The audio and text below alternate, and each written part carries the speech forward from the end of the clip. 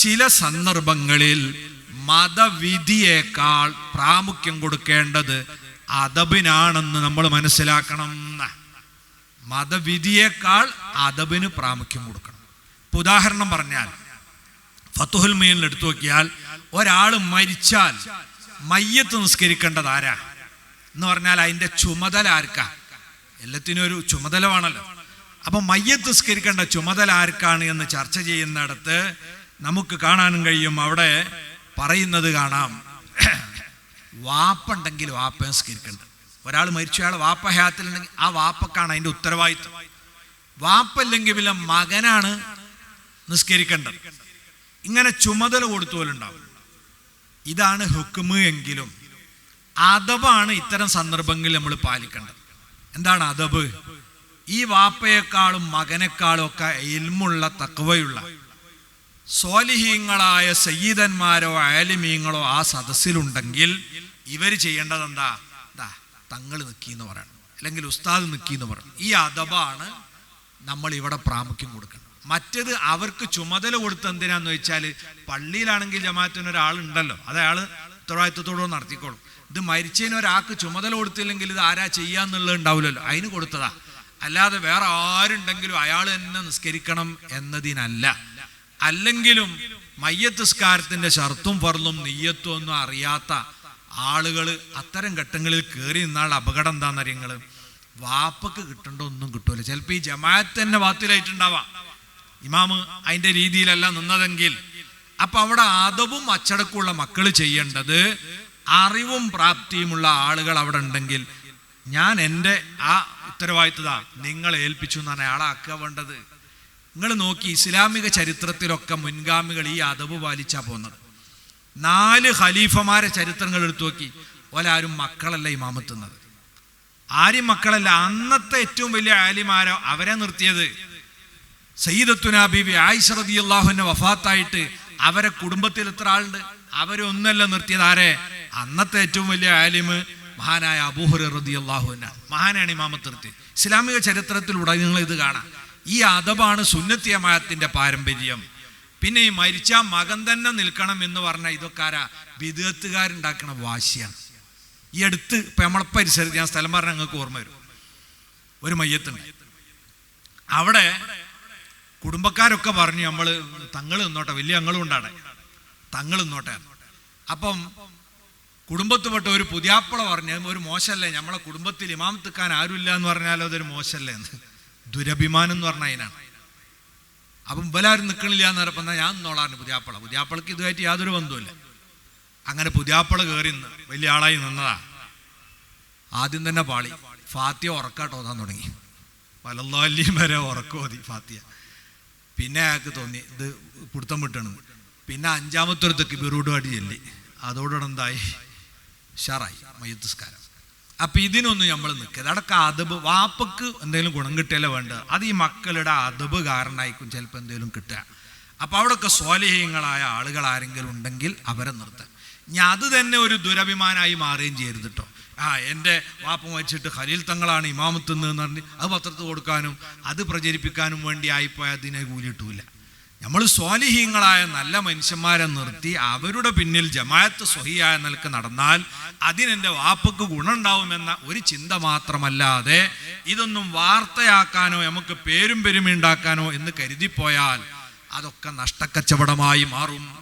ഇതേപോലെ തന്നെയാണ് നമ്മളതാ ഓരോ സന്ദർഭത്തിലും ഇത്തരം അദബുകൾ പാലിച്ചും മര്യാദ പാലിച്ചും പോകണം.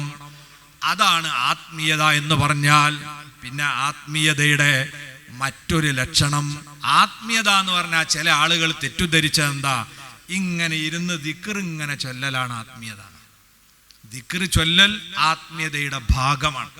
എന്നാൽ അതുമാത്രമാണ് ആത്മീയത, വേറെ പ്രവർത്തനങ്ങളൊന്നും ആത്മീയ പ്രവർത്തനങ്ങളല്ല എന്ന് തെറ്റിദ്ധരിച്ച് കുറെ ആളുകൾ. എന്നിട്ട് ദീനിയായ ഹൈറായ കാര്യങ്ങളിൽ ഏർപ്പെടുന്ന എല്ലാവരെയും പുച്ഛിച്ച് ഞങ്ങളാണ് ആത്മീയതൻ്റെ ആള് എന്ന് പറയും. സഹോദരങ്ങളെ, നമ്മൾ ശ്രദ്ധിക്കണം. മഹാനായ മഹദൂം തങ്ങൾ പറയുന്നു, ആത്മീയത എന്ന് പറയുന്ന നേരത്തെ നമ്മൾ പരാമർശിച്ച പടച്ചവനെ പേടി ഒരാളെ കൽബിൽ ഉണ്ടായിക്കഴിഞ്ഞാൽ ഇനി അവന് അള്ളാഹുവിലേക്ക് അടുക്കാൻ ഏത് മാർഗവും തെരഞ്ഞെടുക്കാം. അതിന് ഓരോരുത്തരും വ്യത്യസ്ത വഴിയാണ് തെരഞ്ഞെടുത്തത്. വലികുല്ലി വാഹിദിഹിം ത്വരീഖും മിൻ തുറുഖ് യഖ്താറുഹു ഫയകൂനു മിൻ ദാവാസിലാ. മഹാൻ പറയുന്നു, ഓരോരുത്തർക്കും വ്യത്യസ്ത റൂട്ടുകളാണ് ആത്മീയതയ്ക്ക് വേണ്ടി തെരഞ്ഞെടുത്തത്.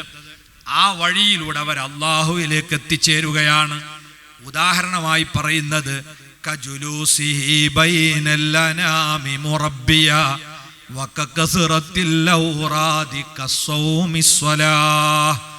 ഒന്നേതുപോലെ കജുലൂസിഹി ബൈനൽ അനാമി മുറബ്ബിയ, ജനങ്ങൾക്കിടയിലേക്ക് ഇറങ്ങി അവർക്ക് ആത്മീയ ഉപദേശവും തെർബിയത്തും കൊടുത്ത് അവർക്കിടയിൽ പ്രവർത്തിക്കാൻ.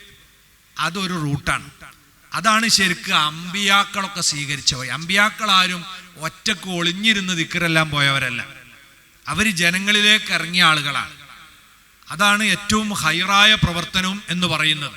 നബിതങ്ങൾ പറയുന്നുണ്ട്, അൽ മുഅ്മിനുല്ലദീ യുഖാലിത്തുന്നാസ വയസ്ബിറു അലാ ദാഹും ഖൈറും മിനൽ മുഅ്മിനില്ലദീ ലാ യുഖാലിത്തുന്നാസ വലാ യസ്ബിറു അലാ ദാഹും.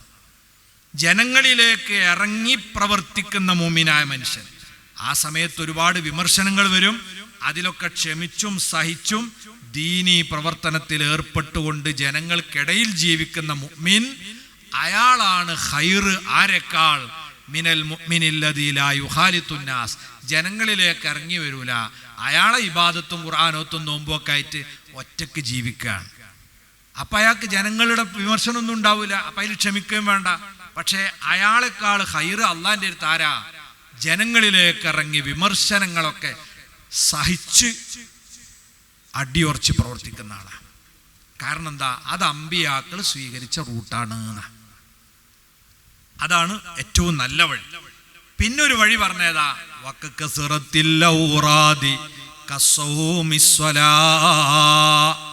പതിവായി ചെയ്യുന്ന കുറെ സ്വകാര്യ ഇബാദത്തുകൾ കൊണ്ടും അള്ളാഹുവിലേക്ക് അടുക്കാം. അതേതുപോലെ ചില പ്രത്യേക ദിക്റുകൾ പതിവായി ചൊല്ലുക. നോമ്പ് കൃത്യമായി എല്ലാ തിങ്കളാഴ്ച അല്ലെങ്കിൽ മാസത്തിൽ ഇത്ര ദിവസങ്ങൾ, അതല്ലെങ്കിൽ നിസ്കാരം സുന്നത്തുകൾ, ഇതൊക്കെ പതിവാക്കിയിട്ടും അള്ളാഹുവിലേക്ക് അടുക്കാനുള്ള മാർഗം തിരഞ്ഞെടുക്കുക. അതൊരു വഴി തന്നെയാണ്. അതേപോലെ തന്നെ വഴിയാണ് വഖഖിദ്മത്തിൽ ലിന്നാസി വൽഹംലിൽ ഹതബ് ലിതസദ്ദുഖിൻ ബിമുഹസ്സലിൻ മുതമവ്വലാ. ജനങ്ങൾക്ക് സാന്ത്വന സേവന പ്രവർത്തനങ്ങൾ നടത്തുക. ഇത് ആത്മീയ വഴിയിൽ ഔലിയാക്കന്മാര് തെരഞ്ഞെടുത്ത ഒരു റൂട്ടാണ്. മഹാനായ അഹ്മദുൽ കബീർ റിഫായി ഖദ്ദസല്ലാഹു സിർറഹുൽ അസീസ് തങ്ങളെപ്പോലുള്ളവർ ആ വഴി കൂടുതലായി തെരഞ്ഞെടുത്ത് നമുക്ക് കാണാൻ കഴിയും. അപ്പൊ ചില ആളുകൾ ഈ സാന്ത്വന പ്രവർത്തനം സേവന പ്രവർത്തനം തന്നെ നടക്കുക, ഇപ്പൊ ആർക്കും ആത്മീയത അല്ല എന്ന് പറയും. ആത്മീയതയുടെ ഭാഗം ഇഖ്ലാസ് ഉണ്ടാകുക എന്നാണ്. ചെയ്യണത് അള്ളാഹിന്റെ പൊരുത്തത്തിന് വേണ്ടിയാകുക. ആ നിയ്യത്ത് കൽബിലുണ്ടായി നമ്മൾ ചെയ്യുന്ന എല്ലാ പുണ്യകർമ്മം ഏത് തന്നെയാണ്? ആത്മീയ പ്രവർത്തനങ്ങളാണ്. ഇന്നത്തെ കാലത്ത് നമുക്ക് ചെയ്യാവുന്ന ഏറ്റവും പ്രതിഫലം കിട്ടുന്ന ആത്മീയ പ്രവർത്തനം സംഘടനാ പ്രവർത്തനം. സംഘടനാ പ്രവർത്തനം എന്നാണ് അതിൻ്റെ അർത്ഥം. എന്താ? നിങ്ങൾ സംഘടിതമായ ദീനീ പ്രവർത്തനം. ഇന്ന് നിങ്ങളൊന്ന് ആലോചിച്ച് നോക്കി, സുബഹി ആയാൽ നമ്മളൊക്കെ നാട്ടിൽ എന്താ നടക്കുന്നത്? 6 മണിയാകുമ്പം നിങ്ങളൊന്ന് കണ്ണടച്ച് ഇങ്ങനെ ആലോചിച്ച് കേരളത്തിൻ്റെ ചിത്രം ഒന്ന് മനസ്സിൽ കൊണ്ടുവരിക. ലക്ഷക്കണക്കായ മുസ്ലിം വീടുകളിൽ നിന്ന് പർദ്ദയിട്ട പെൺകുട്ടികളും തൊപ്പി ധരിച്ച ആൺകുട്ടികളും ഇങ്ങനെ ഇറങ്ങിപ്പോണാണ് അല്ലേ? അതേ സമയത്ത് ലക്ഷത്തിൽ പരം വരുന്ന മുഅല്ലിമീങ്ങൾ സ്കൂട്ടർ റൂട്ട് വീട്ടിൽ നിന്ന് ഇങ്ങനെ ഇറങ്ങിയിട്ടുണ്ടാവും. ഇതൊക്കെ അതാത് മഹല്ലിൻ്റെ കേന്ദ്രത്തിൽ നിർമ്മിച്ച മനോഹരമായ മദ്രസ കെട്ടിടത്തിലേക്കാണ് പോണത്. അവിടുന്ന് ഫാത്തിഹ കൊണ്ട് തുടങ്ങി ഖുർആൻ ഓതി ഫിഖ്ഹ് പഠിച്ച് തജ്വീദ് പഠിച്ച് അഖ്ലാഖ് പഠിച്ച് സ്വലാത്ത് ചൊല്ലി അവർ ഇറങ്ങിപ്പോരുകയാണ്. ഒരെണ്ണയിട്ട യന്ത്രം പോലെ ആരും വയ്യിൽ വന്ന് ഇറങ്ങടാ അങ്ങട്ടടാ അങ്ങട്ടടാ എന്നൊന്നും പറയണ്ട അല്ലേ? ഇങ്ങനെ ഒരേ താളത്തിൽ ലക്ഷോപലക്ഷം മനുഷ്യന്മാരുടെ മക്കൾ ദീന് പഠിക്കുന്ന ഒരു സംവിധാനം ഇന്ന് ലോകത്ത് എവിടെ ഇതുപോലുള്ളത്? ഇതെന്തുകൊണ്ടാ? ഇതൊരു ഭരണകൂടം നടത്തണതല്ല. ഈ സംഘടനാ സംവിധാനം എന്തിനാന്നുള്ളതിന്റെ മറുപടിയാണ്. ഈ സംഘടനാ സംവിധാനത്തിലൂടെയാണ് നമ്മളെ ഉലമാക്കൾ ഇങ്ങനെ ഒരു അവസ്ഥ നമ്മളെ നാട്ടിലുണ്ടാക്കി. ചില ആൾക്കാരൊക്കെ ചിലരെ പിടിച്ച് നിസ്കരിപ്പിക്കലുണ്ടല്ലോ. ആ സമയത്ത് ഓൽക്ക് ഒലുണ്ടാക്കാനും ഫാത്തിഹ ഓതാനൊക്കെ പഠിച്ചത് എവിടുന്നാ? ഈ മദ്രസയിൽ നിന്നാണ്.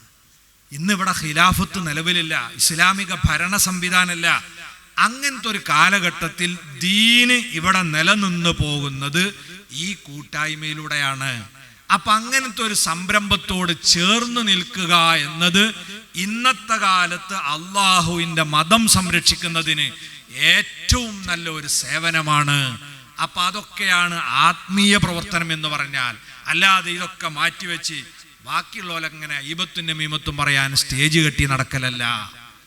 നമ്മൾ ചെയ്യുന്ന കാര്യങ്ങളിൽ പടച്ചവന്റെ പൊരുത്തം ആഗ്രഹിച്ച് ഈ ഉമ്മത്തിന്റെ അറിവും അവരുടെ ആത്മീയതയും പുരോഗതിയും ലക്ഷ്യം വെച്ചാണോ നമ്മൾ ചെയ്യുന്നത്, നമ്മളെ എല്ലാ നല്ല ഹിദമകളും അള്ളാഹുവിലേക്ക് എത്തിച്ചേരാനുള്ള ഉപായങ്ങളാണ്. അതിന് വേണ്ടതെന്താണ്? പടച്ചോനെയുള്ള പേടിയാണ്. ആ ചിന്തയുള്ളവരായി ജീവിച്ചു മരിക്കാൻ അർഹമുർ-റാഹിമീനായ റബ്ബ് നമുക്കൊക്കെ തൗഫീഖ് നൽകുമാറാകട്ടെ എന്ന് മാത്രം പറഞ്ഞുകൊണ്ട് തൽക്കാലം ഇന്ന് അവസാനിപ്പിക്കുന്നു. ഇൻഷാ അല്ലാഹ് ബാക്കി നാളെ നമുക്ക് പറയാം. അല്ലാഹു നമ്മളെ മജ്ലിസ് ദുആക്ക് ഇജാബത്തുള്ള സദസ്സിൽ ഉൾപ്പെടുത്തി തരുമാറാകട്ടെ.